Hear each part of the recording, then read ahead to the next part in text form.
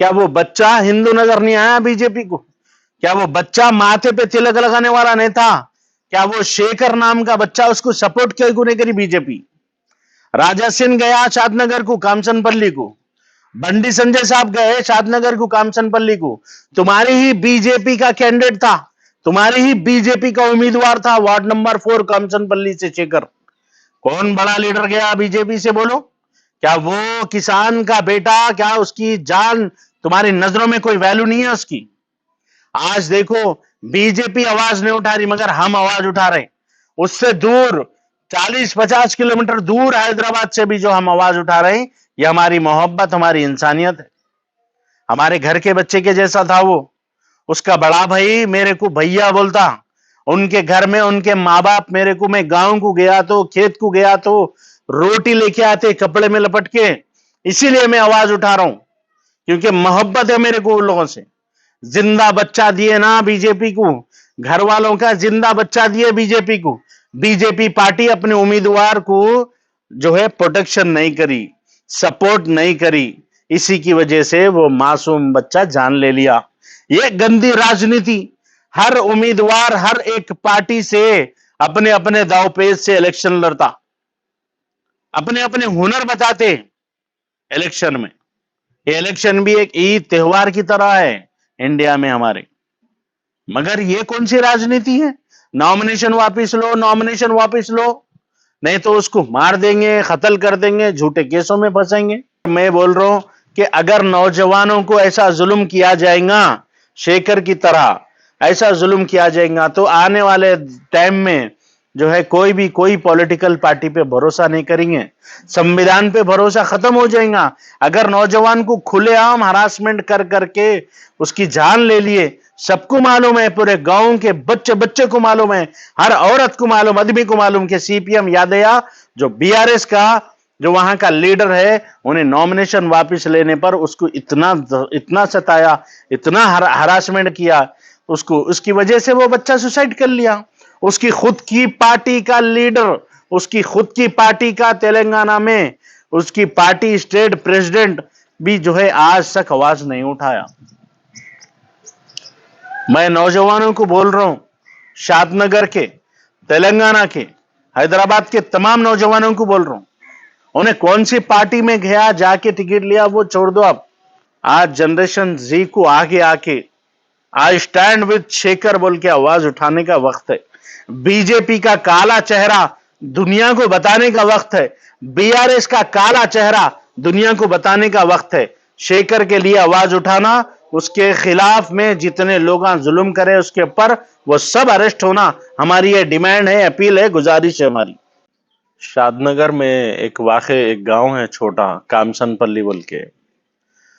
वो गांव में, इतना छोटा गांव है, वहां इतनी खूबसूरती है खेतों की, तालाबों की, बोलियों की, और लोग जैसा मिलजुल के रहते। और वहीं पर वो गांव में ऐसे खतरनाक किस्म के पॉलिटिशियंस है जिनकी आबो हवा ने वहां पर जहर घोल दिया। एक हैरान कर देने वाली बात तेलंगाना को आज मालूम होने जा रही कि बीआरएस और बीजेपी का कैसे गठबंधन चल रहा सरपंच इलेक्शनों में। सरपंच इलेक्शन में एक बीजेपी का वार्ड नंबर 4 कामसनपल्ली शादनगर का कैंडिडेट उम्मीदवार टीआरएस और कांग्रेस के खिलाफ में वार्ड नंबर 4 से कॉन्टेस्ट कर रहा था। तो बीजेपी के पूरे लीडर्स और बीजेपी डिस्ट्रिक्ट बॉडी पूरी बीआरएस को सपोर्ट करने के वास्ते इसको डम्मी कैंडिडेट कर दिए। ये गांव का बच्चा जो शेखर है, उसको जब धमकियां दे रहा था बीआरएस पार्टी का, वहां पर एक सीपीएम यादया बोल के नाम है उसका, जब उन्हें धमकियां दे रहा था नॉमिनेशन वापस लो बोल के, तब उसको बीजेपी स्टेट लेवल की बीजेपी, कोई बीजेपी का लीडर वो बच्चे को सपोर्ट नहीं करे। आज बड़े बड़े भाषण दे रहे, राजा सिंह को देखो, हाँ, और बंडी संजय को देखो। मैं आज तमाम बीजेपी के लीडर्स से और बीआरएस के लीडर्स से मैं सवाल कर रहा हूं, नौजवानों को ब्रेन वॉश करके, उन लोगों को उकसा के, हाँ, बीजेपी में ज्वाइन कराते, आरएसएस में ज्वाइन कराते, तब उनको लोकल का एक गुंडा, एक लोकल का गुंडा किस्म का एक लीडर हरासमेंट कर करके उसकी जान ले लिए, तब वो नौजवानों के वास्ते क्या स्टैंड लेती बीजेपी।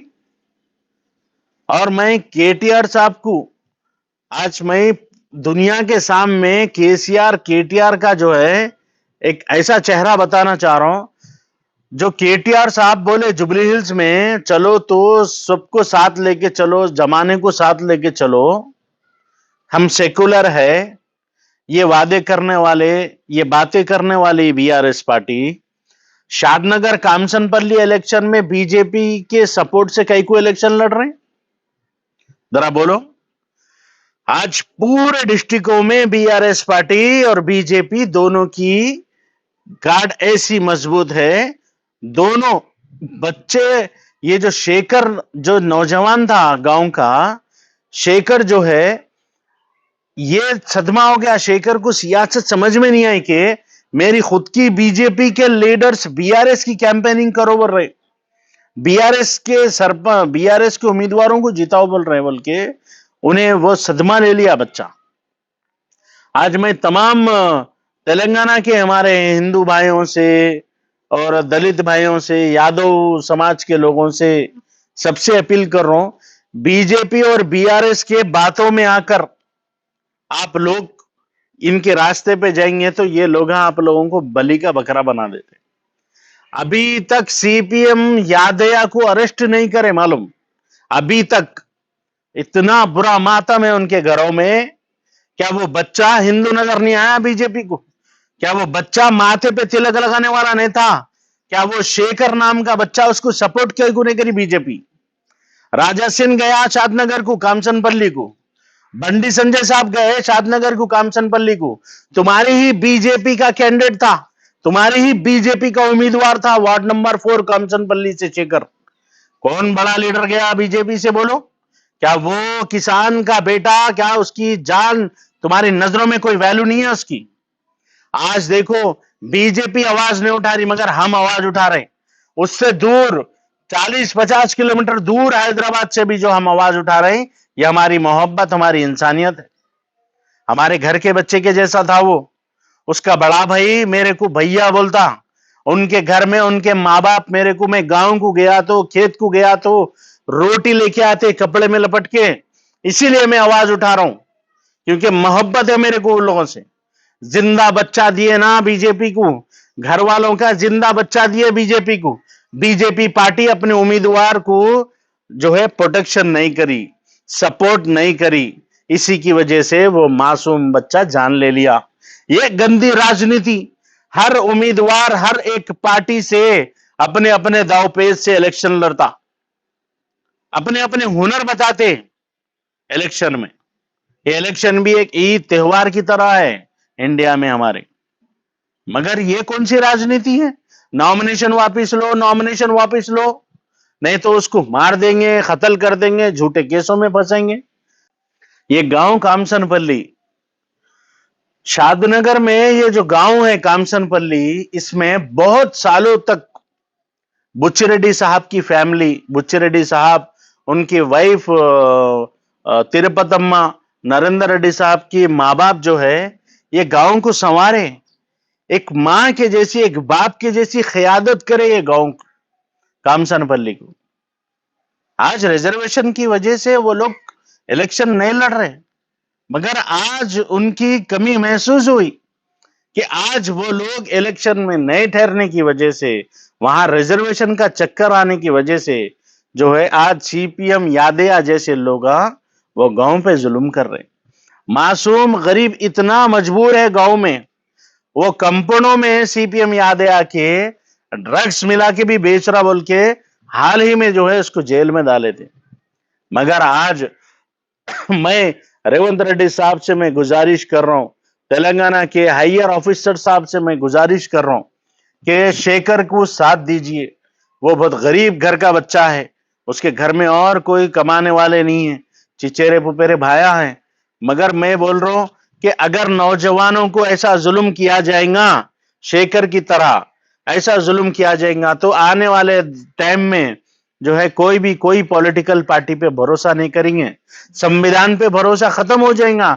अगर नौजवान को खुलेआम हरासमेंट कर करके उसकी जान ले लिए, सबको मालूम है, पूरे गांव के बच्चे बच्चे को मालूम है, हर औरत को मालूम, आदमी को मालूम कि सीपीएम यादया जो बीआरएस का जो वहां का लीडर है, उन्हें नॉमिनेशन वापस लेने पर उसको इतना सताया, इतना हरासमेंट किया उसको, उसकी वजह से वो बच्चा सुसाइड कर लिया।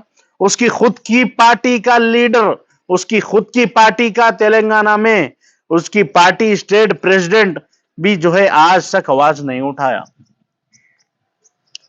मैं नौजवानों को बोल रहा हूं, शादनगर के, तेलंगाना के, हैदराबाद के तमाम नौजवानों को बोल रहा हूं, उन्हें कौन सी पार्टी में गया, जाके टिकट लिया, वो छोड़ दो। आप आई स्टैंड विद शेखर बोल के आवाज उठाने का वक्त है।